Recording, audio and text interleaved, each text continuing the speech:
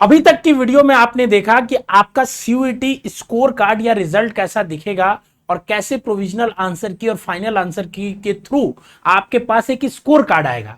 अब आप जानेंगे कि आप उस स्कोर कार्ड की मदद से कैसे अपनी काउंसलिंग को अलग अलग यूनिवर्सिटीज में कराएंगे और कैसे आप अपना सीयूईटी 2024 के थ्रू किसी भी टॉप कॉलेज में एडमिशन लेंगे, जैसे बीएचयू या डीयू में।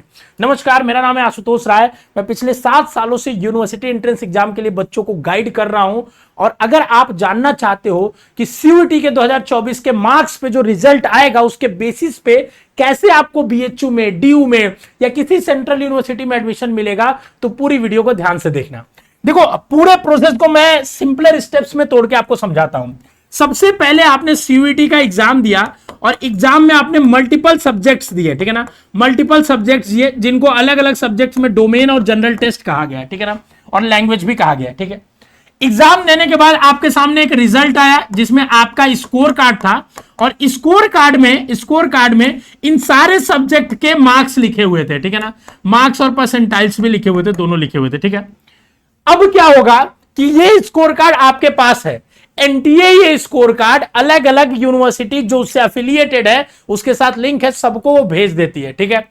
आपको क्या करना होगा, सारी यूनिवर्सिटी जिसके लिए आपने अप्लाई करा है फॉर्म में, जिसके बारे में सोच के आपने ये सब्जेक्ट्स भरा था, क्योंकि हर यूनिवर्सिटी अलग अलग सब्जेक्ट्स मांगती है कि हमारे यहां बीए में एडमिशन लेने के लिए आपको जनरल टेस्ट लैंग्वेज चाहिए, बीएचयू कहती है, तो ड्यू कहता है कि हमारे यहां डोमेन चाहिए। तो ऐसे अलग अलग यूनिवर्सिटीज की अलग अलग डिमांड्स है सब्जेक्ट की, तो आपने उसके बेसिस पे सब्जेक्ट्स भरा था। तो आप क्या करोगे, जब आपका रिजल्ट स्कोर कार्ड आ जाएगा तो उन जितनी भी वेबसाइट्स है, जैसे मान लो फॉर एग्जांपल हम बीएचयू और ड्यू को ले लेते हैं, तो इनके अलग अलग वेबसाइट्स पे जाके आपको क्या करना होगा, काउंसलिंग के लिए रजिस्ट्रेशन करना होगा।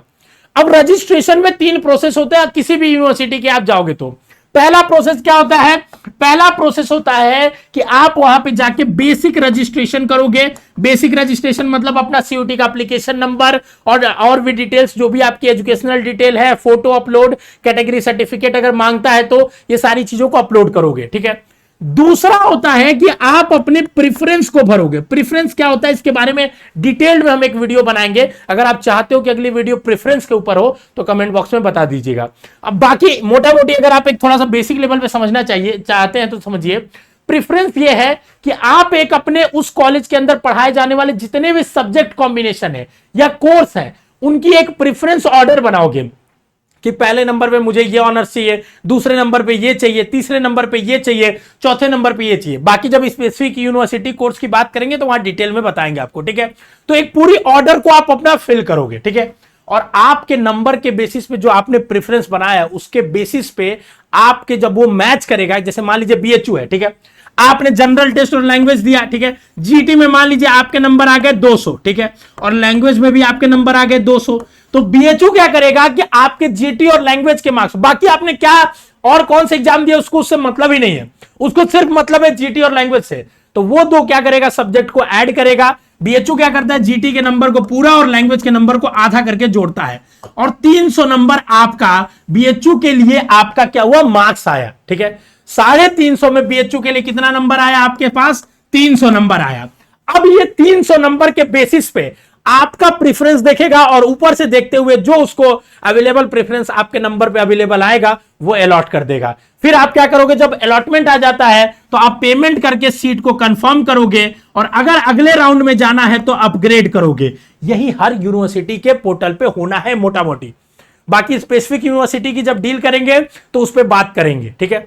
तो क्या हमने बताया, स्टेप बाय स्टेप थोड़ा फिर से समझते हैं। पहला प्रोसेस है आपका, आपने एग्जाम दिया, एग्जाम देने के बाद आपका स्कोर कार्ड आया जिसमें सारे सब्जेक्ट्स लिखे थे। अब आपको मल्टीपल वेबसाइट्स पे अलग अलग जाके रजिस्ट्रेशन करने, जैसे बीएचयू के लिए बीएचयू ऑनलाइन, डीयू के लिए सीएसएस पोर्टल पे करना है, ऐसे अलग अलग पोर्टल पे करना है। हम लोग सारी मोस्टली यूनिवर्सिटीज को कवर करेंगे। बस आप हमारे व्हाट्सएप चैनल को सब्सक्राइब करके रखिए, डिस्क्रिप्शन में व्हाट्सएप चैनल है, और अगर कोई पर्सनली आप हमसे डाउट पूछना चाहते हैं तो आप मुझे इंस्टाग्राम पे फॉलो कर सकते हैं, राय आशुतोष 22 वहां पे, और बाकी डिस्क्रिप्शन में जो हमारा व्हाट्सएप चैनल है उसको जरूर फॉलो करिए, क्योंकि जो भी अपडेट्स तुरंत आती है हम व्हाट्सएप चैनल पे अपडेट कर देते हैं, तो तुरंत आपके व्हाट्सएप में आपको वो मिल जाया करेगी, ठीक है। देखिए, तो मैंने क्या बताया कि आपका रिजल्ट है, रिजल्ट में सारे आपने जितने एग्जाम दिए थे सारे दिखे हैं, ठीक है। अब अलग अलग यूनिवर्सिटी के वेबसाइट पे जाके रजिस्ट्रेशन करेंगे, उनका पेमेंट करेंगे, एक रजिस्ट्रेशन फीस होती है 500-1000 रुपए, सबकी अलग अलग होती है, और फिर प्रेफरेंस भरेंगे और वो एनटीए का स्कोर ऑटोमेटिक एनटीए से ले लेगा वेबसाइट, ठीक है ना। वो यूनिवर्सिटी का पोर्टल क्या होगा, ऑटोमेटिक एनटीए से ले लेगा आपका स्कोर और उसके बेसिस पे वो अलॉटमेंट देगा। तो क्या हुआ कि एग्जाम तो कॉमन हो गया लेकिन काउंसलिंग मल्टीपल हो गया। हर यूनिवर्सिटी के लिए अलग अलग काउंसलिंग पोर्टल, डीयू के लिए अलग कराना होगा, इलाहाबाद के लिए अलग कराना होगा, बीएचयू के लिए अलग कराना होगा, गुरु घासीदास के लिए अलग कराना होगा। तो सबके लिए आपको अलग अलग काउंसलिंग पोर्टल पे ध्यान देना होगा कि किसका कौन सा लास्ट डेट है। जैसे डीयू का अभी चालू हो चुका है रजिस्ट्रेशन, बीएचयू का नहीं चालू हुआ है, तो ऐसा नहीं कि लास्ट डेट है अभी, जब तक आपका रिजल्ट नहीं आ जाता, ठीक है, तब तक कहीं भी लास्ट डेट नहीं होगा, अगर रजिस्ट्रेशन चालू भी हो गया तो, ठीक है ना। और रिजल्ट आने के बाद भी आपको 15 से 20 दिन का मौका दिया जाता है रजिस्ट्रेशन करने के लिए, ठीक है। तो घबराने की बिल्कुल भी जरूरत नहीं है। आप जाके अलग अलग जैसे ही वेबसाइट्स आएंगे अलग अलग यूनिवर्सिटी की, अगर आप इलिजिबल हैं उसके लिए तो जरूर अप्लाई करिएगा। मल्टीपल वेबसाइट्स, मल्टीपल यूनिवर्सिटीज में आप अप्लाई करिएगा। इलिजिबल होने चाहिए। इलिजिबल का क्या कंडीशन है कि वो जिस कोर्स के लिए मांग रहा है, जो सब्जेक्ट, उसका आप एग्जाम जरूर दिए होने चाहिए। जैसे अगर मान लीजिए यहां पे बीएचयू ने बोला, ठीक है, बीए एलएलबी के लिए कि हमको लीगल जनरल टेस्ट चाहिए, ठीक है ना, मान लीजिए फॉर एग्जांपल मैं बता रहा हूं कि हमको क्या चाहिए, लीगल चाहिए, जनरल टेस्ट और लैंग्वेज चाहिए, ठीक है। अगर बीएचयू ने बोला और अगर आपने एग्जाम दिया है तो ही आप यहां बीएचयू बीएलएलबी के काउंसलिंग के लिए एलिजिबल होंगे, ठीक है। किस कोर्स के लिए क्या सब्जेक्ट चाहिए अगर आपको जानना है तो हमने डिटेल में वीडियो पहले बनाई थी, आप सर्च करोगे, ठीक है ना, कि CUT subject combination BA LLB basic शिक्षा, तो आ जाएगा।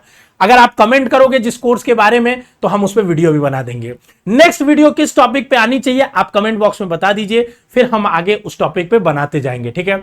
जल्दी हम लोग डीयू और बीएचयू के लिए लाइव काउंसलिंग सेशन लेके आने वाले हैं, जिसमें आपके सारे काउंसलिंग डाउट्स को छोटे मोटे से लेके प्रेफरेंस ऑर्डर तक सारी चीजों को बताएंगे।